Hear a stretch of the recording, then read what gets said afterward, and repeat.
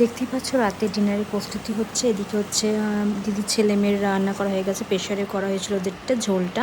আর আমাদের এখানে হচ্ছে কষানো তো কি গরম মশলা দিয়ে দিয়েছে, পেঁয়াজ দিয়ে দিয়েছে, আদা রসুন পেস্ট দিয়ে ভালো করে কষিয়ে এবার হচ্ছে টমেটোটা দিয়ে দিয়েছে। নিয়ে এবার চিকেনটাকে দিয়ে ভালো করে কষিয়ে তারপর মধ্যে আলু দিয়ে দেবে, আলু ছাড়া তো হয় না। তো আজকে সব কিছুই লেটে হচ্ছিলো, তো সেজন্য ওরাও এসছেও লেটে আজকে তো দিদিরা, তো সেই জন্য একটু সব কিছু লেটে হলো। আর মাংস কিনতেও গেছিলো, যেখানে কিনতে যেখান থেকে আমরা কিনি, যে দোকান থেকে বাড়ির পাশেই, সেটা অলরেডি বন্ধ হয়ে গেছিলো, কেন 8টা বেজে গেছিলো। কিন্তু 8টায় বন্ধ হয়ে যায় দোকান বলতে গেলে, মানে কি মাংসের দোকান স্পেশালি।